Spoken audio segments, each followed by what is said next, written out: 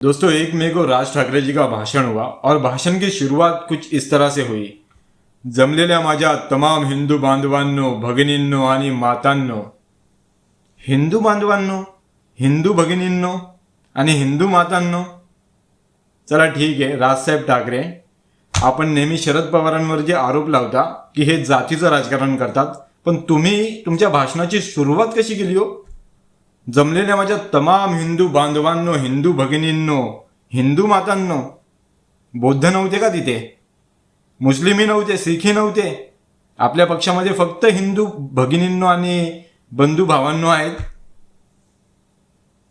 मित्रांनो, मी आंबेडकरवादी लोकांना सांगतोय, जे जय भीम घालतात, जे स्वतःला बौद्ध समजतात, अरे तुमची लायकी काय रे? जे मनसेची सभा तुम्ही ऐकायला तिथे गेलेले. राजसाहेब ठाकरे भाषणाच्या सुरुवातीलाच म्हणतात जमलेल्या माझ्या तमाम हिंदू बांधवांनो, भगिनींनो. काय लायकी आहे? जे जयभीमवाले तिथे उपस्थित होते किंवा बौद्ध समाजाचे किंवा मुस्लिम समाजाचे लोक राजसाहेब ठाकरेंचं भाषण ऐकायला गेलेले तिथे, त्यांची लायकी काय आहे? हा प्रश्न मी या व्हिडिओतून तुम्हाला विचारतोय. कारण राजसाहेब ठाकरे सरळ सरळ म्हणतात जमलेल्या माझ्या तमाम हिंदू बांधवांनो, भगिनींनो. आणि तुम्ही लोक राजसाहेब ठाकरेंच्या मागे फिरताय. कधी प्रकाश आंबेडकर साहेब, माननीय बाळासाहेब आंबेडकर यांच्या तोंडातून तुम्ही कधी ऐकलं का जमलेल्या माझ्या तमाम बौद्ध बांधवांनो?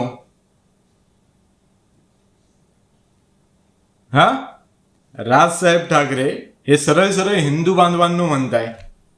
म्हणजे तिथे बौद्धांची काय गरज आहे? जयभीमवाल्यांची काय गरज आहे? तरी सुद्धा तिथं भाषण ऐकायला गेले ना तुम्ही.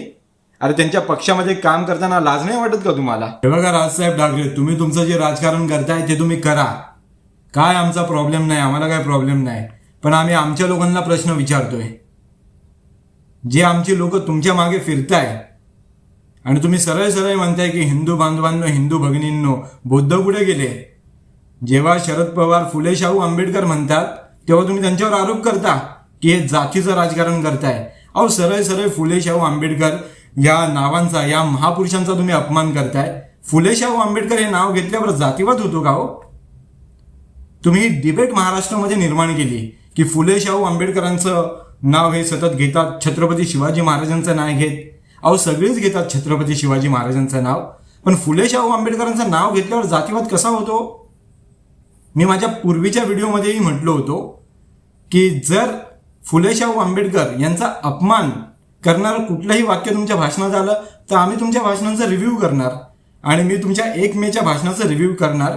इथून पुढे तर बघा, तुमच्या मी कुठल्या भाषणांचा रिव्ह्यू करण्यामध्ये काही इंटरेस्टेड नाही किंवा पॉलिटिकली तुम्हाला नुकसान करण्यासाठी व्हिडिओ बनवावे यासाठी मी काही इंटरेस्टेड नाहीये. सगळेजण राजकारण करतात, प्रत्येक पक्षाची लोक राजकारण करतात. तुम्ही तुमचं राजकारण करावं, पण आमच्या महापुरुषांचा अपमान होणारं राजकारण जर तुमच्याकडून होत असेल तर आम्ही काही शांत बसणार नाही. शांत बसणार नाही म्हणजे काय? आम्ही त्याच्यावरही भाष्य करू, आम्ही त्याला काउंटर करू, शब्दांनी काउंटर करू. हे आपण ही लक्षात घ्या. तो दोस्तों, आज का मेरा ये वीडियो शुरू करते हैं.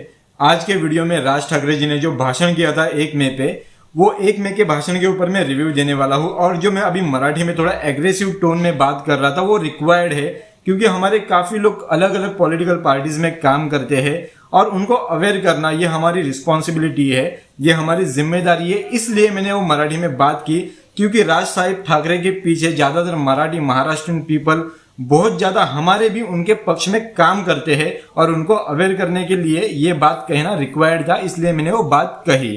तो आज का ये वीडियो शुरू करते हैं. राज साहब ठाकरे की भाषण की शुरुआत जमे हुए मेरे तमाम हिंदू भाइयों और हिंदू बहनों इससे होती है. इसका मतलब क्या होता है दोस्तों?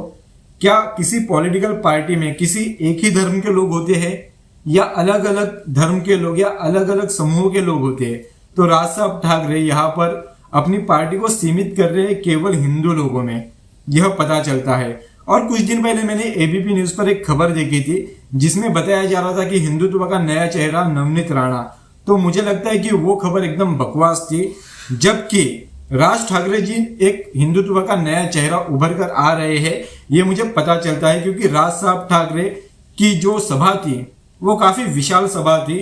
इतना बड़ा जनसमुदाय आया था जिसमें अलग अलग धर्म के अलग अलग जाति के लोग थे, पर फिर भी राज साहब ठाकरे वहां पे कह रहे हैं कि जमे हुए मेरे तमाम हिंदू भाइयों और बहनों। तो इससे पता चलता है कि राज साहब ठाकरे हिंदुत्व को प्रोजेक्ट कर रहे हैं, जो हिंदुत्व की विचारधारा है उसको प्रोजेक्ट कर रहे हैं, यह पता चलता है। इसलिए मैं कह रहा हूं कि राज साहब ठाकरे हिंदुत्व का एक नया चेहरा बन सकते हैं आने वाले समय में। राज साहब ठाकरे का दूसरा मुद्दा था औरंगाबाद को बार बार संभाजीनगर करके पुकार रहे थे। मतलब वो इस्टेब्लिश करना चाह रहे थे कि हम इसे संभाजी नगर ही कहेंगे और ये संभाजी नगर ही है औरंगाबाद। दोस्तों इसकी एक न्यूज है, वो न्यूज मैं आपको पढ़कर सुनाता हूं। महाराष्ट्रटाइम्स.com पर यह न्यूज है। संभाजीनगर राज ठाकरेंच्या सभेपूर्वीच महानगरपालिकेकडून औरंगाबादचा संभाजीनगर असा उल्लेख।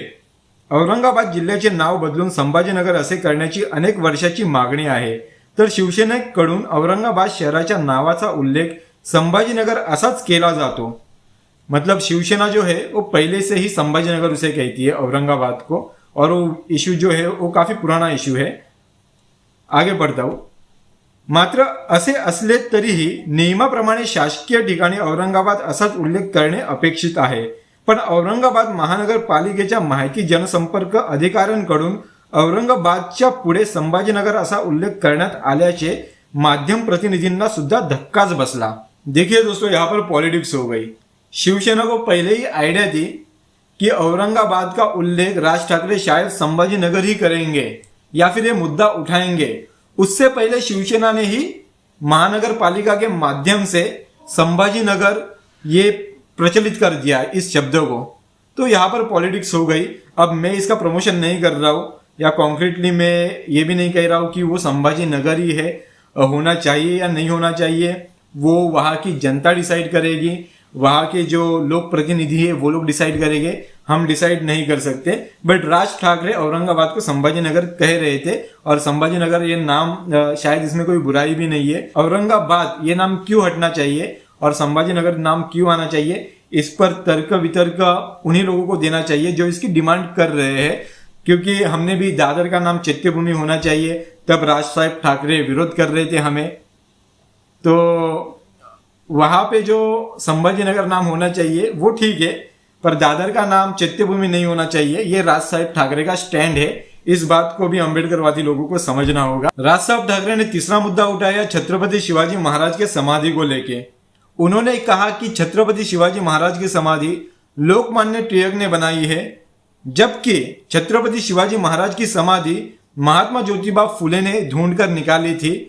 तो ये बहुत ही ज्यादा कंट्रोवर्शियल है। तो राज साहब ठाकरे का यह दावा है कि लोकमान्य टिळक ने उनकी समाधि बनाई है, जबकि लोकमान्य टिळक के जो परपोते हैं कुणाल टिळक, उनका कहना है कि हम ये दावा नहीं कर रहे और लोग बिना किसी सबूत के ये बोल रहे हैं। तो उनका जो परिवार है लोकमान्य टिळक का, वो आज कह रहा है कि हमें दावा नहीं करते कि छत्रपति शिवाजी महाराज की समाधि ये लोकमान्य टिळक ने बनाई है।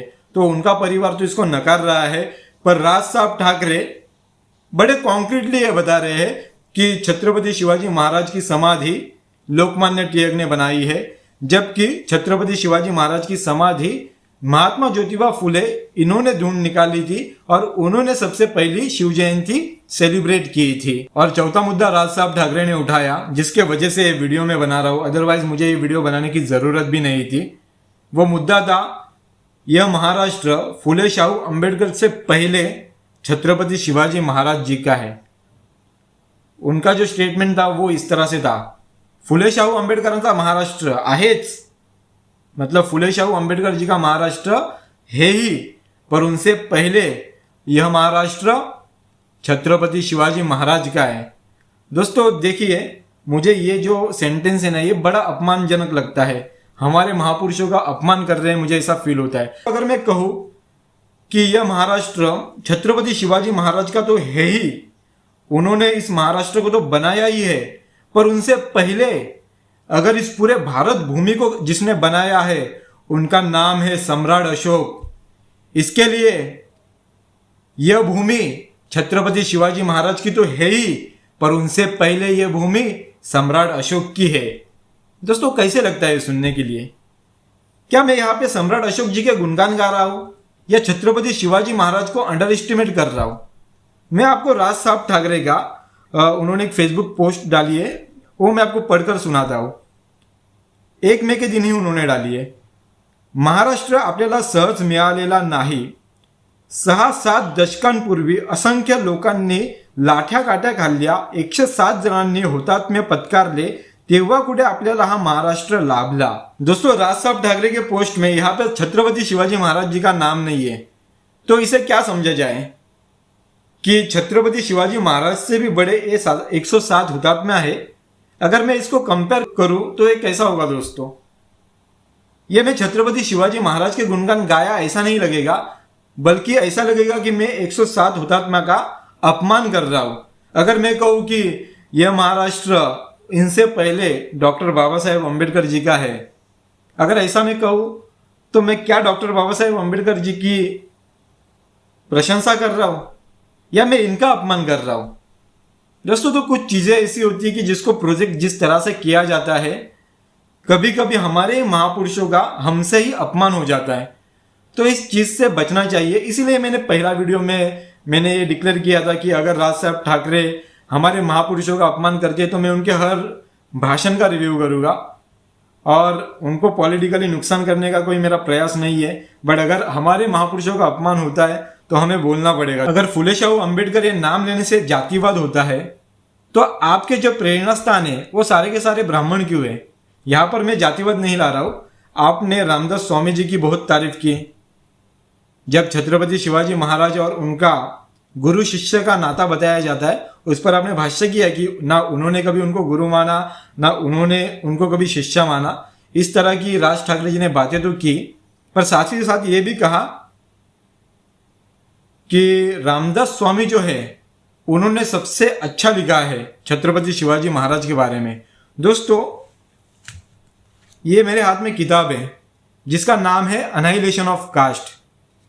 इस किताब में डॉक्टर बाबा साहेब अम्बेडकर ने जब कास्ट का निर्मूलन करने की बात की, जाति का निर्मूलन करने की बात की, तो इसमें रामदास स्वामी का उदाहरण दिया है कि रामदास स्वामी के जो दासबोध ग्रंथ है, उस दासबोध ग्रंथ में किस तरह से गुरु ये हमेशा उच्च वर्ण उच्च जाति का ही होना चाहिए, यह बात बताई गई है। और ये बात सिर्फ मैं नहीं कह रहा हूं, बल्कि डॉक्टर बाबा साहेब अम्बेडकर जी ने अनाइलेशन ऑफ कास्ट, जातीचे निर्मूलन, इस किताब में लिख कर रखा है।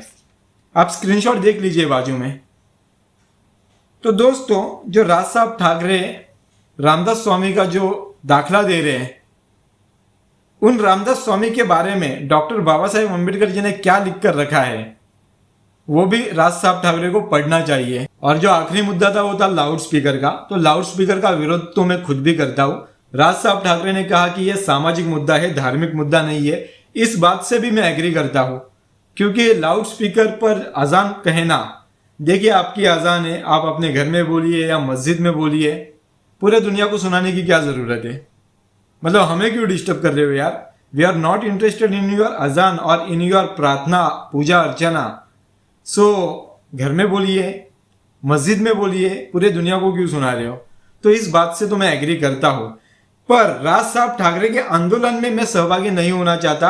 और जो हमारे अम्बेडकरवादी लोग हैं उनको भी मैं अपील करूंगा कि इस आंदोलन में सहभागी मत होइए, क्योंकि राज साहब ठाकरे ने यह भी कहा है कि अगर लाउड स्पीकर नहीं उतरता है तो मस्जिद के सामने हम हनुमान चालीसा वो भी दुगने आवाज में बजाएंगे।